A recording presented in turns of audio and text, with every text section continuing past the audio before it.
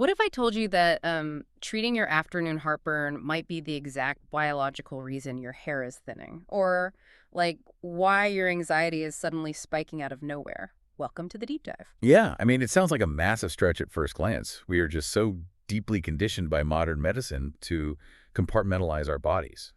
Right, like treating the stomach as just this uh, passive bucket for our lunch. Exactly, just a holding tank. But when you start looking at systemic biology, the connections become painfully obvious. The stomach is actually the central processing unit for almost everything that keeps you healthy. And today, we're exploring a major perspective shift for you. We are jumping into a really fascinating broadcast by Dr. Diaa Al-Awadhi. It's featured on a channel called Iso Kine, which translates to World of Good Things. It's a brilliant breakdown, honestly. It really is. Our mission today is to figure out how the stomach actually operates, how we inadvertently ruin its internal mechanics every single day, and most importantly, how to naturally reverse that damage. And spoiler alert, it does not involve eating 6 small meals a day to keep your metabolism up. Definitely not. So to really grasp how we damage the system, we first have to establish the baseline hardware, right? Like what actually happens the moment you swallow a bite of food. Right. Gravity takes it down the esophagus and it lands in the stomach. Now, you need to picture the stomach as a J-shaped muscular pouch. Okay, a J shape. Yeah, but those muscles are not just like one flat, simple sheet of tissue. They are incredibly complex. They're arranged in these specific overlapping bands, right? Yes, exactly. They run in multiple directions, circular, longitudinal, and oblique. And when these layered muscles fire, they don't just squeeze randomly. They create a wave, don't they? They do. It's a highly coordinated, rhythmic downward wave. It acts as a remarkably powerful mechanical grinder, actively crushing and churning whatever you just ate. So it's a super aggressive mechanical environment, but I mean, the physical crushing is really only half of the digestion equation. Right, the mechanical part is just the beginning. Because the upper section of the stomach, which anatomically is called the fundus, is simultaneously pumping out this intense chemical bath of highly concentrated hydrochloric acid. And what's fascinating here is that neutralizing that acid is biologically disastrous. Because, well, hydrochloric acid is your body's primary frontline immune defense. Which people rarely think about. We just think about digestion. Exactly. Think about your daily routine. You are touching door handles, keyboards, shaking hands. And no matter how neurotically you wash your hands, microscopic pathogens are getting into your mouth. Oh, for sure. It's unavoidable. Right. But when those microbes hit that intense acid bath in a healthy stomach, they are instantly sterilized. The threat is eliminated before it can ever reach your delicate intestinal tract or, enter your bloodstream. Wait, hold on. So you're saying the acid isn't just there to dissolve the food itself? I mean, its role in digestion is massive, obviously, but it's fundamentally misunderstood. The acid literally cooks your food internally. Okay, let's unpack this. What do you mean by cooks? Think about taking a really tough, cheap cut of meat and marinating it overnight in a mixture of vinegar and lemon juice. Oh, sure. The acid breaks it down. Exactly. The intense acidity breaks down those dense protein fibers, so the meat becomes tender and chewable. Your stomach acid performs that exact chemical breakdown on the proteins you ingest. It unfolds the complex protein structure so your body can actually extract the amino acids. Wow. And it goes beyond just proteins, too. The acid actually changes the chemical state of microscopic minerals, doesn't it? Yes, it does. The technical term is ionization. Vital minerals like iron and calcium, they don't just passively float from your stomach into your bloodstream. They need the acid. They require a highly acidic environment to become ionized, to enter a specific chemical state where your intestines can even recognize and absorb them later on. That is wild. And furthermore, the stomach secretes a glycoprotein called intrinsic factor. Intrinsic factor is absolutely mandatory for your body to absorb vitamin B12, and it requires that strong acid to function. So without the acid, the B12 just passes straight through your digestive tract. Totally unused. You get zero benefit from it. Okay, because if that acid bath is our frontline immune defense, and it's the only biological mechanism we have to internally cook proteins, ionize iron, and absorb B12, Right. aren't people effectively turning off their own security systems and starving themselves of nutrients when they take over-the-counter antacids? Like popping a Nexium or Zantac at the very first sign of a chest twinge. Yeah, the physiological reality is that by artificially suppressing stomach acid with those medications, you are severely compromising your immune defenses, and you're guaranteeing a state of malabsorption. That is genuinely scary. It is. You could eat a massive, expensive steak packed with iron and protein, Uh-huh. but if you've pharmaceutically shut down your acid factory, you are still going to end up anemic and protein deficient. Because the building blocks are there, but you've disabled the tools required to extract them. That just completely flips the script on how we treat heartburn. But let's say you're not someone who pops antacids every day. The argument from the source material is that you're probably still neutralizing that vital acid bath through completely normal dietary habits. Yeah, socially accepted habits, specifically with things like carbonated soda and processed flour. Right. So let's talk about that. Let's examine the chemistry of a standard carbonated soda.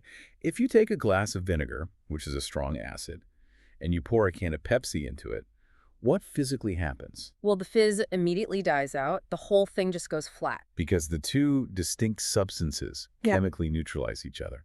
And that exact chemical neutralization happens inside your body when you drink a soda with your lunch. You're literally pouring a chemical neutralizer directly onto your hydrochloric acid factory. Yes, you are physically halting the sterilization and the cooking process of your digestion in real time. I mean, I get the underlying chemistry, but is a single soda really paralyzing the whole digestive system? That sounds a bit, I don't know, apocalyptic for a Tuesday afternoon lunch combo. Well, it's not just the soda in isolation. The catastrophe happens because of what you are typically eating alongside that soda. Processed flours. Like wheat, white rice, oats? Exactly. These flours contain very specific, naturally occurring sticky proteins.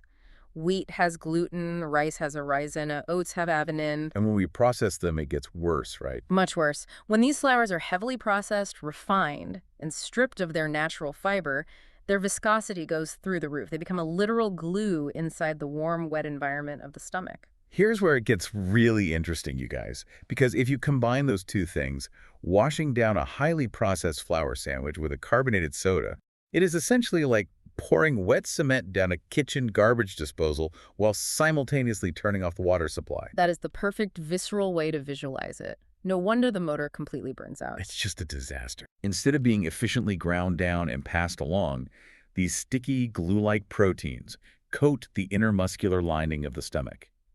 And over months and years of eating this way, that sticky coating physically stiffens the organ. Wow, so it stops moving. Remember that dynamic, elastic, J-shaped grinder we talked about? It becomes rigid. It physically transforms into an inflexible clay pot. The overlapping muscle bands can't contract properly, and the acid has been neutralized. The entire system is jammed. Completely jammed. So you are left with this paralyzed clay pot full of unsterilized, undigested sludge. But I mean, eventually that sludge has to go somewhere. It doesn't just sit in the stomach forever. Right, eventually spills over into the duodenum, which is the very top section of the small intestine. And this is where the system-wide domino effect really kicks into high gear. Oh, absolutely. To understand the severity of this domino effect, you really have to look at the elegant biochemical communication happening between your organs. The duodenum acts as a chemical sensor. Under normal, healthy conditions, it expects a highly acidic, hypertonic mixture to arrive from the stomach. Hypertonic meaning very salty and concentrated. And that intense acidity is basically an evolutionary alarm bell. Yes. When that acidic mixture, which is called chyme, hits the duodenum, it triggers the immediate release of specific digestive hormones. Hormones that tell the rest of the digestive team to wake up and get to work. Precisely. The duodenum signals the gallbladder to forcefully contract and release bile, which is essential for emulsifying and digesting dietary fats. Right, you need bile for fat. And it simultaneously signals the pancreas to dump its specific digestive enzymes and lipase for breaking down fats, and proteases for breaking down proteins. But if we've neutralized our acid with soda and glued our muscular grinder shut with processed flour, the sludge arriving at the duodenum isn't highly acidic or hypertonic at all. Which means the alarm bell never rings. The duodenum detects this weak, neutralized, unprocessed sludge and completely fails to send the necessary hormonal signals. So the pancreas doesn't know it needs to release its enzymes. And crucially, the gallbladder is never told to contract. And because the bile just sits there stagnant in the gallbladder, never receiving the biological signal to empty, it eventually crystallizes. which is exactly why we are increasingly seeing gallstones in patients as young as 25 years old. That's just crazy. So the organ isn't diseased or failing, it's just never being told to do its job because the signaling chain is broken upstream. Exactly. And the cascading failure continues throughout the entire body. Without bile and pancreatic enzymes, you fundamentally cannot absorb fat-soluble vitamins. That includes vitamins A, D, E, and K. Add that massive deficit to the missing vitamin B12 and iron we discussed earlier, and your body is now operating in a state of severe systemic malnutrition. Regardless of how many calories you are consuming on a daily basis. Which leads directly to the secondary symptoms that people almost never connect back to their stomach function. Never. We're talking about hair loss, brittle, cracking nails, severe hormonal chaos leading to irregular menstrual cycles, polycystic ovary syndrome PCOS, and even breast fibroadenosis. And the external skin conditions are particularly telling. When you lack fat-soluble vitamins and your gut is constantly dealing with unsterilized, undigested sludge, the body reacts. How so? You see severe eczema, painful psoriasis, and extreme dermal dryness. You even see a localized loss of melanin, which causes those persistent dark circles under the eyes and discolored darkened patches on the elbows. And it even reaches your teeth, right? Patients develop severe tooth decay and experience the failure of expensive dental implants. Yes, driven largely by intense nighttime teeth grinding. The body is under so much physiological stress from these hidden systemic deficiencies that it physically clenches and grinds during sleep. Wow. If we connect this to the bigger picture, it highlights a massive, expensive blind spot in modern medicine. A patient presents with psoriasis, so they are immediately referred to a dermatologist for a topical cream. Right. They develop anxiety and depression from the chronic fatigue of malnutrition, so they see a psychiatrist for medication. They crack a molar from grinding, so they see a dentist. They might even be prescribed statins for hardened arteries. They are just endlessly bouncing between specialists, aggressively treating dashboard warning lights, while the underlying root cause, the broken, neutralized clay pot stomach, is completely ignored. It is exactly like furiously bailing water out of a sinking boat, but adamantly refusing to look for the hole in the hull. Which brings us to what happens when people get so desperate from the cascading metabolic issues, the stubborn weight gain, and the sheer exhaustion that they decide to take a chainsaw to the boat itself. Yeah. I'm talking about bariatric surgeries, like the popular gastric sleeve. We need to detail the biological risks when surgical procedures alter the natural gastric anatomy. These procedures are routinely framed as a life-saving, last-resort cure for metabolic dysfunction. But surgically altering an already compromised digestive system carries severe, permanent anatomical consequences. Consequences that are rarely fully explained to the patient. Exactly. When you look at the physical alterations, they fundamentally destroy the elegant gastric architecture we just spent the first 10 minutes unpacking. They take that dynamic J-shaped muscular pouch and literally slice a massive portion of it away just to restrict its physical volume. They amputate the organ, turning a functional J-shape into a straight, narrow, rigid cylinder. But the volume reduction isn't even the primary tragedy here. It's the specific functional tissue that they throw in the medical waste bin. A sleeve gastrectomy completely removes the fundus. Yes. The fundus, the body's biological acid factor. Exactly. By amputating the fundus, you are permanently, irreversibly removing your ability to secrete adequate hydrochloric acid. Which means you are permanently crippling your primary immune defense against ingested pathogens. And you are permanently impairing your ability to internally cook complex proteins or ionize essential minerals. The chemical bath is just gone forever. But the mechanical destruction might actually be worse than the chemical loss. You mentioned earlier that the stomach muscles are woven in these specific overlapping directional bands. The ones that create the synchronized downward wave. Right. When a surgeon slices the stomach vertically to create that narrow sleeve, they sever all of those intricate muscle fibers. Imagine taking a beautifully complexly woven rug, cutting it straight down the middle with scissors, and hurriedly sewing it back together. The threads just wouldn't match up. The intricate tension patterns no longer align. When those severed stomach muscles heal and attempt to contract, they can no longer create a synchronized downward grinding wave. So what do? They fire chaotically.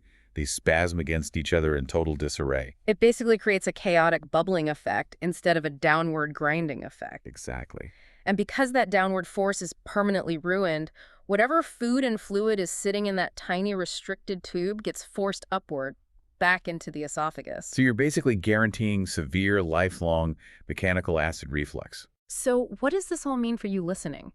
People undergo these drastic, incredibly invasive surgeries because they desperately want to reclaim their health and their lives. Right. But by removing the acid factory and permanently severing the mechanical grinding muscles, aren't they just trading weight loss on a scale for a lifetime of permanent malnutrition, systemic vitamin deficiencies, and mechanical reflux? That is the tragic, irreversible trade-off.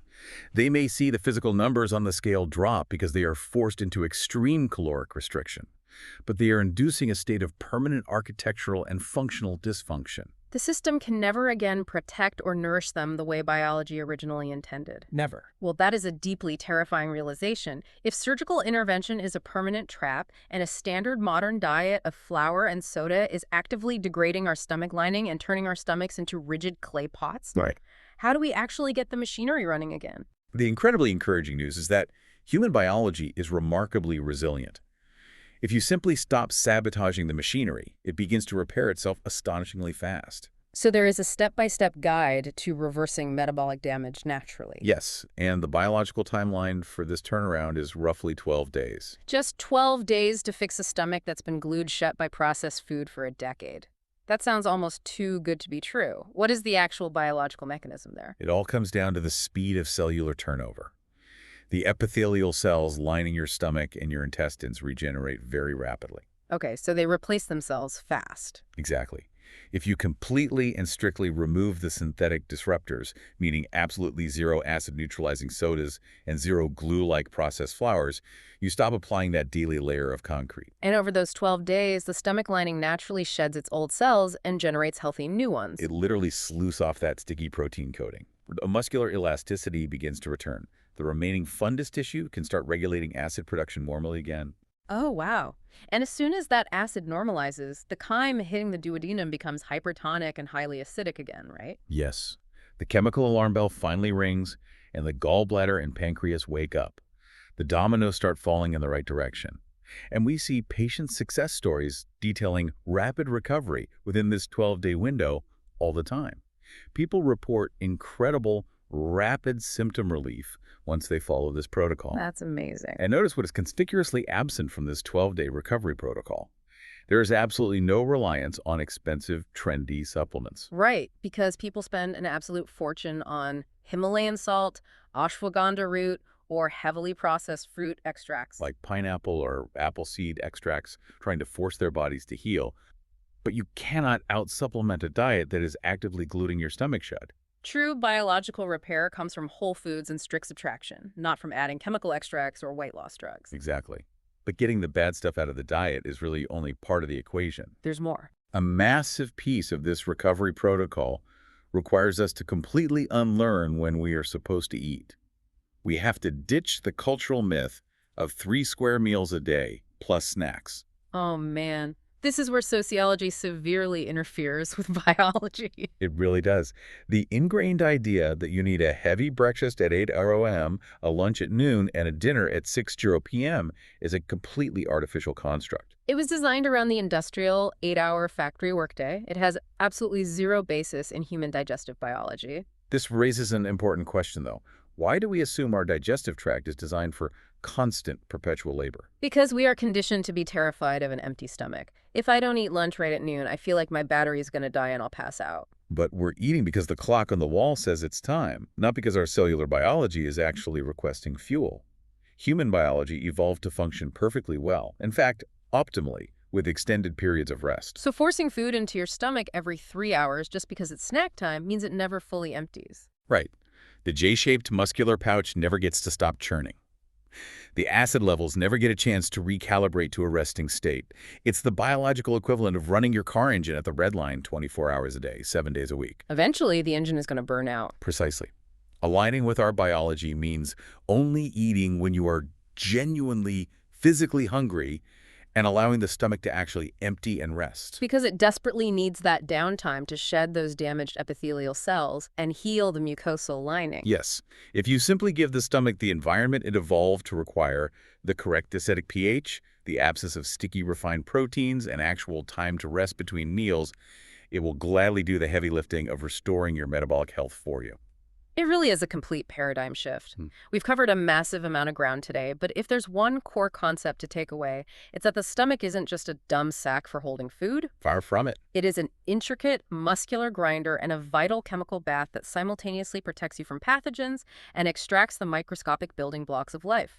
And when we drown it in carbonated soda and pack it with sticky processed flour, we aren't just giving ourselves a mild stomach ache. No, we're shutting down the gallbladder, starving our bodies of essential vitamins, and causing a systemic cascade of issues from severe eczema to hair loss and anxiety. And the impulse to surgically amputate parts of that vital organ only guarantees that those critical functions are lost forever. The real biological solution is incredibly simple, though, not always culturally easy. Respect the machinery and stop throwing a wrench into the gears. Exactly. Which leaves us with a final provocative thought for you to mull over as we wrap up today's deep dive. If our bodies possess the innate cellular machinery to initiate such profound systemic healing in just 12 days, simply by removing synthetic dietary disruptors and eating in accordance with our biological hunger rather than a corporate clock, what does that say about the billions upon billions of dollars spent every single year on lifelong symptom management, complex nutritional extracts, and extreme bariatric surgeries? That is a big question. Are we, as a modern society, artificially engineering the very chronic diseases we are so desperately paying to cure? It certainly makes you view your weekly grocery list and your medical bills in a completely different light. It really does. Thank you so much for joining us on this deep dive into the hidden mechanics of the human stomach. Until next time, listen to your biology, give your engine a well-deserved rest, and we'll see you soon.